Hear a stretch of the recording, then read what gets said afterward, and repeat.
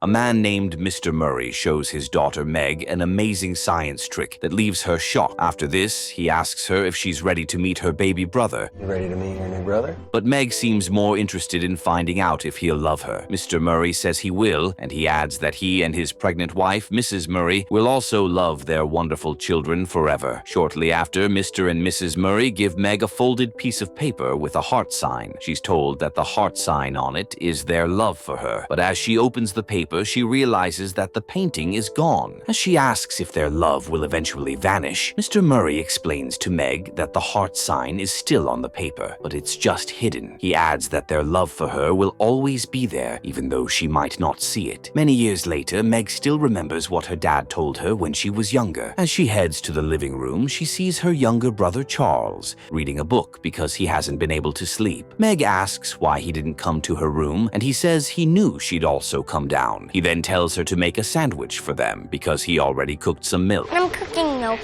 Meg sees that he cooked quite a lot of milk, but Charles says it's important to always have more because they might have visitors at any time. As Meg gets all the ingredients for the sandwich, a radio report suddenly comes on about the 4th-year anniversary of Mr. Murray's disappearance. It then turns out that Mr. Murray went missing 4 years ago. Dr. Murray went missing just a week after publicly announcing that he could travel the universe with his mind. Charles hears this and mentions that the report is about their dad, but Meg doesn't say anything. The next day, Meg arrives at school and gets mocked by a bully named Veronica, who jokes about her dad's disappearance. Despite this, Meg ignores the girl and leaves for sports practice. While Meg is training, Charles sits near the sports center and paints one of his drawings. Suddenly, he hears 2 teachers talking about how Mr. Murray likely ran away with another woman and made everyone think he went to space. They also mention that his disappearance really affected Meg because she was a bright student until he left. One of the teachers adds that she's now a mess and nothing like her brother, who is very brilliant, even though he's quite odd. Charles gets tired of hearing them talk about his family like that, so he confronts the teachers. They're incredibly shocked to see him nearby, but he still insults them for talking badly about him and his sister. He also mentions that even though they might think Meg is a mess, she has more potential than all the teachers in the school. And look at her now. She's beautiful. He then stands near the sports center's fence and calls Meg to tell her that she has more potential than everyone in the school. He adds that even though she's funny looking at the moment, he's sure she'll look extremely beautiful in the future, like their mom. Everyone hears this, and Meg feels embarrassed but doesn't say anything. Veronica then comes close to her and says that it's obvious that craziness runs in Meg's family. This gets her pissed, and she throws a ball at Veronica's face. This eventually gets her in trouble, and she lands in the principal's office. You hit her in the face. While Charles waits for her outside, the principal, Jenkins, comes in and says he's disappointed in Meg for what she did. He also mentions that she was once really bright, but she's no longer taking her studies seriously. Meg tries to explain that Veronica insulted her brother, but Jenkins says she can't keep using her dad's disappearance as an excuse to be a bad student. He adds that it's already 4 years, and Meg needs to accept that her dad might never come back home. Meg doesn't like this, and even though Jenkins is not done talking to her, she walks out of his office. Later that night, Mrs. Murray tells Meg that she needs to write a letter of apology to Jenkins and Veronica. I want you to write an apology to Principal Jenkins. While she understands why she needs to apologize to Jenkins, Meg says that Veronica got what she deserved for insulting Charles. Mrs. Murray says it doesn't matter, but Meg mentions that she's sure her dad would want her to fight for what's right. Mrs. Murray looks sad to hear this, and she tells Meg that it's unfair to say something like that. Meg says sorry for this, but she then asks her mom if her dad will ever come back because it's been 4 years already. As Mrs. Murray says they need to keep believing, she and Meg suddenly hear Charles talking to someone in the living room. They immediately check who it is and see a lady named Mrs. Whatsit. They look shocked to see a strange lady in their house, but Charles mentions that she's his friend and she's harmless. Don't worry. She's my friend. Mrs. Murray doesn't understand how Charles knows the lady, but Mrs. Watson says that her son is actually one of the brightest minds in the world. Charles looks happy to hear this, but Mrs. Murray takes him away from the strange lady. She then tells Mrs. Watson to leave and visit another time because it's already late. Mrs. Watson agrees to leave, but before she heads out, she tells Mrs. Murray that she and her husband achieved something extraordinary because the Tesseract is real. Meg doesn't know what this means, and she even thinks Veronica likely sent the woman to mess with them. But Mrs. Murray understands that Mrs. Watson is talking about a method of space travel that she and her husband were working on. Mrs. Watson doesn't think Meg trusts her. You really don't trust easily, do you? And as she complains to Charles, he tells her to give his sister another chance. Following this, Mrs. Watson leaves while Mrs. Murray is still in shock about what she heard. The next day, while Meg and Charles are taking a walk around the neighborhood, she tells him that he needs to stop talking to strangers and bringing them to the house because it's dangerous. Charles doesn't see the problem in that, but before he says much, a boy named Calvin approaches them and hails Meg for the way she threw the ball at Veronica's face the other day. Meg remembers him as a student from her class, and she asks what he's doing in the area. He says he just got a sudden urge to leave home and meet them there, and Charles says it's good that Calvin came around because he's good at diplomacy. Meg asks why they need diplomacy, but Charles says she'll find out soon. He then says that since Calvin is around, they can go and see a woman named Mrs. Who. As he runs into a nearby house, Meg is shocked by this, but Calvin says that Charles is definitely brave. Fearless little guy. Shortly after, they walk into the house with Charles and see a strange lady inside. It turns out that she's Mrs. Who, but as she greets them, Calvin realizes that she's using quotes to talk to them. Charles then mentions that Mrs. Who doesn't like to think for herself. The wound is the place where the light. So she uses quotes from famous people and books to communicate with people. Charles then introduces Meg to her, and Mrs. Who touches her and says another quote to talk about how special she is. Suddenly, Mrs. Who falls asleep, and Charles says they need to leave because she's tired. Following this, they head back home to have dinner with Mrs. Murray. While they're eating, Calvin asks what Mr. and Mrs. Murray were really into, and Mrs. Murray mentions that while she was interested in small particles, I'm mostly interested in small. her husband studied large particles. She then remembers the day Mr. Murray spoke to people at a conference about the idea of using a tesseract to travel through the universe. Everyone laughed at him, but when they got home, Mrs. Murray encouraged her husband to give the people more time to understand their theory. After dinner, Meg walks Calvin out of the house, but as she sees Veronica looking at them through her window, she quickly tells him to hide. Calvin doesn't understand this, but Meg says she's only trying to preserve his reputation before Veronica starts mocking him for hanging out with her. Calvin says he doesn't care, and Meg mentions that it's because he has no idea what it's like to be mocked. And I'm just trying to protect your reputation, so... She adds that he's also perfect, but Calvin says he wishes his dad knew that. Meg then mentions how much she misses her dad, and Mrs. Watson suddenly flies over the fence and says she's there to help her find Mr. Murray. As they look confused, Mrs. Who also comes in, and Charles welcomes the ladies, after which he says he did what they wanted and got Meg and Calvin ready. Calvin and Meg don't understand what he means, but they suddenly hear a strange voice telling Charles that he did well. Before they realize what's happening, a giant lady named Mrs. Witch appears before them. Meg asks who she is, and she says she's part of the universe like them. She adds that she and the others got drawn to the Murray family because they heard a human call sent across the universe to their house. We followed it here to its destination. Meg realizes that it could be her dad, and Mrs. Witch mentions that Mr. Murray did something amazing because no human has ever traveled that far in the universe. However, she adds that his call was desperate, and it looked like he might be in trouble. She also says they must leave to find him and bring him back home. Meg asks why they want to help, and Mrs. Watson says it's their job to serve the good and lighten the universe by guiding and rescuing people who need their help. Mrs. Witch then asks if Meg is up for the challenge of saving her dad, and she says she is. No, yes, I'm going. As she mentions that she must tell her mom first, Mrs. Watson says they'll come back for her because they need to leave immediately. Following this, a strange portal appears before them, and as it turns out to be the Tesseract, Mrs. Watson goes through it with Charles. Meg looks shocked by this, but Mrs. Witch says she needs to find the right frequency to use the Tesseract to leave with them. Shortly after, Meg watches Mrs. Who and Calvin leave, and as Mrs. Witch tells her to also go through the Tesseract to find her dad, she walks right in. The journey appears to be turbulent for her, and she eventually lands on the ground. As Charles informs her that the Tesseract worked, Meg complains that she's really weak. Mrs. Who then helps her stand up, and Meg sees that they're in a different place entirely. As she and the others wonder where they are, Mrs. Watson mentions that they're on a beautiful planet called Uriel, and it's where they think Mr. Murray also tessered to. As they run around Uriel, they eventually find some magical flowers,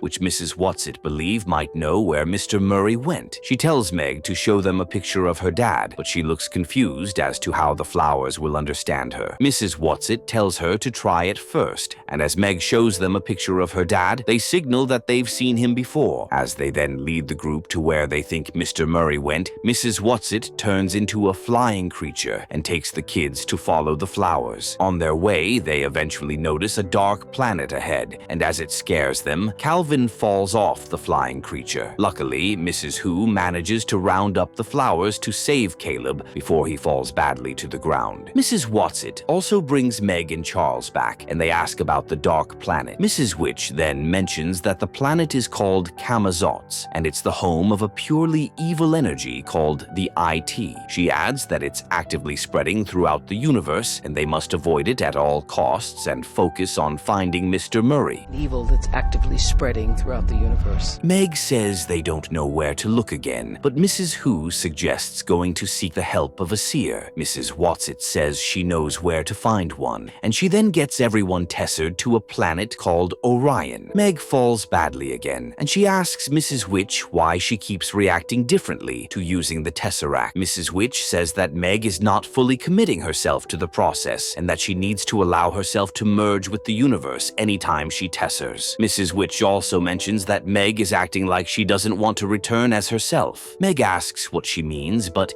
Mrs. Witch tells her to focus on thinking about how special she is. I guess I never really thought about that. After a while, they reach the home of a seer named the Happy Medium. It appears to be a place with floating rocks, and Meg struggles to balance well. The Happy Medium eventually shows up and asks what they want. After he's told that they want him to help find someone, he tells them to show him a picture of the person. As he sees it, he tells everyone to raise a leg and maintain their balance so that they can all work together to know where Mr. Murray is. Unfortunately, Meg still struggles with her balance, and Mrs. Watson tells Mrs. Witch to show her what's at stake so she'll find the courage to do what needs to be done. Just then, Mrs. Witch holds Meg's hand and shows her that the darkness in the world is caused by the IT. She adds that it slowly takes control of people's minds and fills them with evil thoughts that eventually lead to rage and violence. She also mentions that the IT wants to take over the world, but they're trying to fight against it by recruiting brave people like Mr. Murray. Meg realizes that it's why they also want to help find her dad, and Mrs. Witch says that they all need to do their best Try. to stop the IT. Following this, the Happy Medium begins the process of finding Mr. Murray, but Meg stops him and asks if her dad would even want them to find him. The man realizes that she's scared of getting answers because she's worried that something might have happened to her dad. He then tells her not to be scared and that she still needs to find her dad. After this, the Happy Medium takes Meg through the memories of her dad from when he first tessered out of Earth before making it to Uriel. Unfortunately, they eventually realize that he's in Camazotz, and Meg looks scared. Mrs. Witch also looks shocked and says she didn't know they'd have to save Mr. Murray from the IT. She adds that they'll have to take the kids back to meet Mrs. Murray to regroup and devise a plan to save Mr. Murray because their powers won't work well in Camazotz. Meg tells them not to go back because she doesn't want to leave without her dad. The women still try to tesser them out of Orion, but the kids suddenly find themselves in a strange field. They also see the three ladies, and as they ask where they are, Mrs. Hu speaks correctly for the first time and says they need to be careful because they're in Camazotz. Calvin sounds shocked to hear her speak without using quotes, but Mrs. Witch mentions that they're all getting weak because their powers don't work well around darkness. She adds that Meg's will to come to Camazotz disrupted the process of returning them to Earth. Meg then wonders what they'll do now, but Mrs. Witch says they'll be on their own because she and the others don't have enough strength to tesser them out of Camazotz. The kids are shocked by this, but the ladies mention that they'll give Meg some gifts to help her on the quest to find Mr. Murray. Mrs. Hu then gives Meg a pair of glasses that can be used to see things that are hidden. Mrs. Watson also gives Meg the gift of her faults. Do know my faults are the bad qualities, right? And says it's not as bad as they might think. Following this, Mrs. Witch tells the kids that her gift to them is her command to stick together. She adds that Camazotz is a place of many faces, and they need to avoid trusting anyone. The ladies then disappear, and as the kids look around, some trees suddenly grow around them. Meg notices that Charles is no longer with them, and as she looks scared, she hears Mrs. Watson telling her that her brother is already safe over the wall. As Mrs. Witch also tells her and Calvin to get over the wall, a storm suddenly approaches them, and they have to run. Unfortunately, they're unable to run too far before a tornado appears behind them and starts sucking things inside it. Since they're not far from the wall anymore, Meg notices that the tornado keeps spitting back the things it sucked in. She then tells Calvin to get inside a broken tree, and as they get sucked in, the tornado eventually spits them over the wall. Calvin and Meg then wash up their hair and face at a nearby stream. Calvin commends Meg for using her knowledge of physics to get them over the wall, but she says it's nothing. Just then, Charles shows up and says he has been waiting for them. After walking away from the stream, they suddenly reach a place with similar houses. As they reach the front of the houses, they see some kids playing with balls before their moms call them to come inside for dinner. Darling,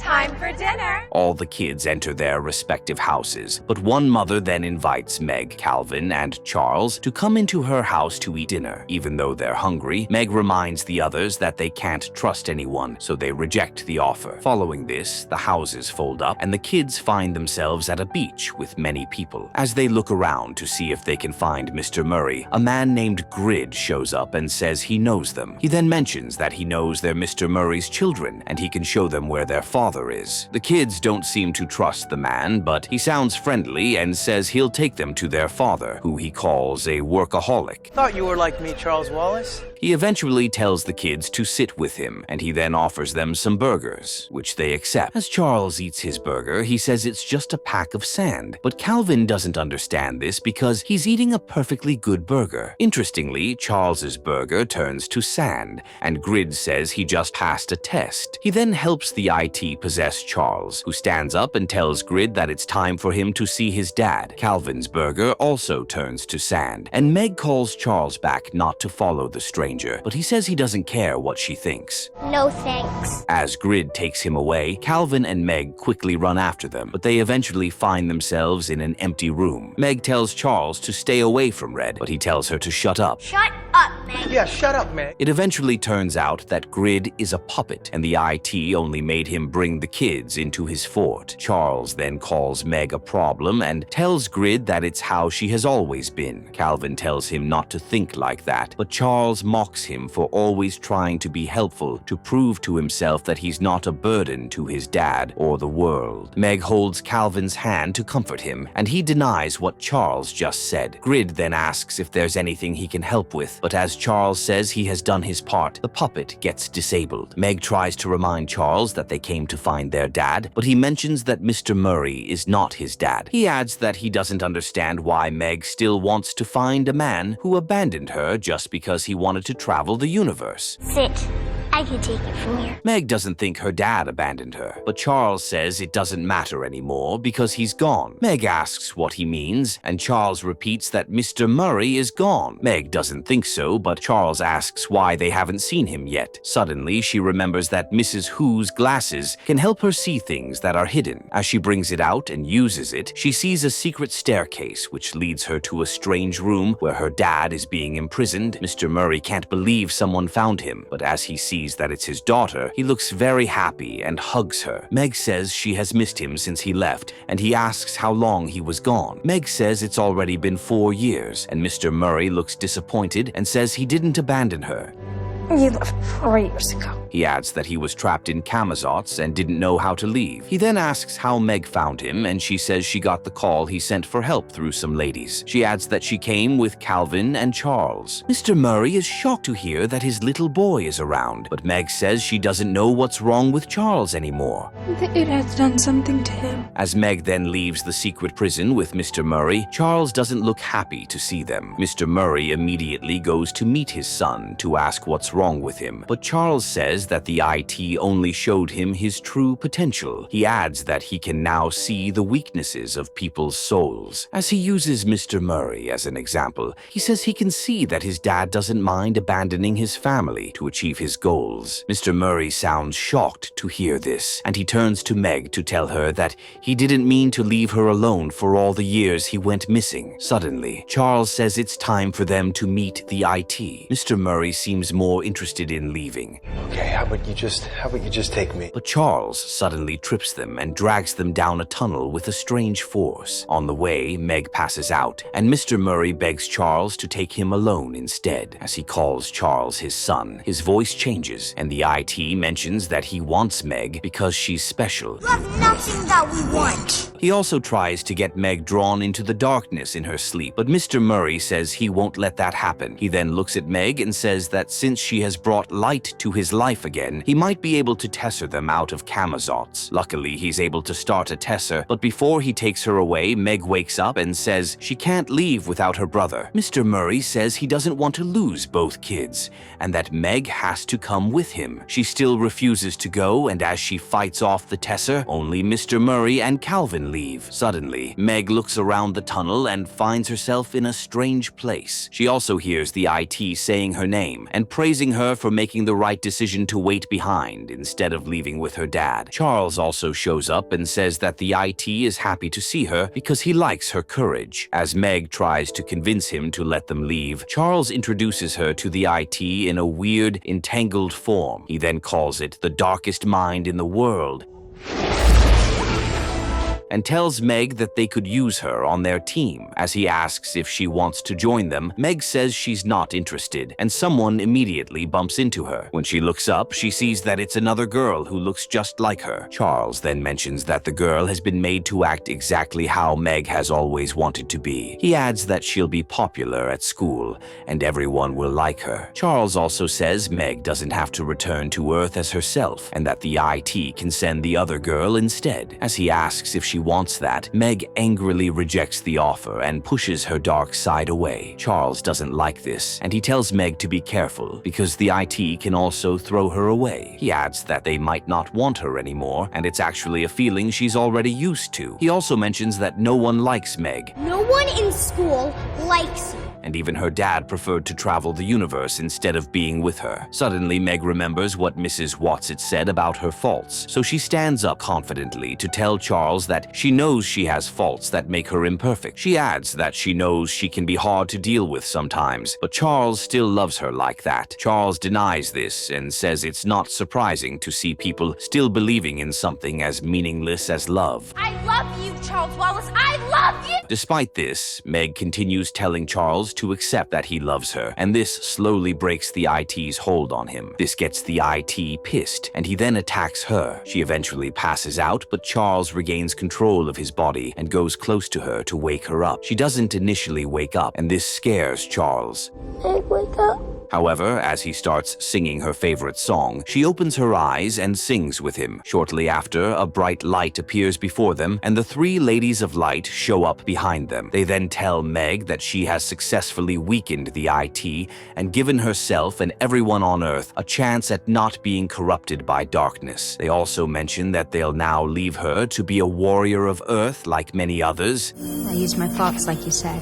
Such as Einstein, Gandhi, and Mandela, who were all willing to face the darkness and bring their light to the world. Following this, Mrs. Hu tells Meg to start a Tesser so they can all leave Camazotz. Meg is shocked to hear this, and as she wonders if she can do it, the ladies encourage her to try it first. Just then, Meg starts the Tesser, and the three ladies leave. Charles also heads back home, and after Meg admires the lights on the planet, she also joins her brother. Shortly after, they find themselves back at home, and Charles hails Meg for doing a good job in bringing them back. He also sees his dad and immediately runs to hug him. Calvin then walks over to meet Meg and says he's proud of what she did. As Charles heads inside to meet his mom, Meg approaches Mr. Murray and he says sorry for leaving her behind again. He says he didn't mean it.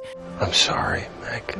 And that he shouldn't have left his daughter to go on a quest in the first place. Meg says it's fine and that she loves him so much. After they hug each other, Meg walks with Calvin and they see Veronica staring at them. Since the world is now filled with more light, they wave at her and surprisingly, she waves back at them. Following this, Meg enters the house and hugs her mom. Mrs. Murray asks if she's dreaming, but Meg says she's not. As she asks what's happening, Calvin says they brought a surprise for her. Suddenly, Mr. Murray walks into the house and his wife looks extremely shocked to see him. This also leaves her speechless. But Mr. Murray looks happy and says that her calculations were all correct and it's why he was able to leave in the first place. Meanwhile, Calvin says he's already leaving and that he has some things to discuss with his dad, who has always thought he wasn't good enough. Meg thanks him for helping her and he leaves afterward. Charles then hugs Meg and says he's proud of her, and she also mentions that she loves him. Shortly after, as Charles hugs his parents,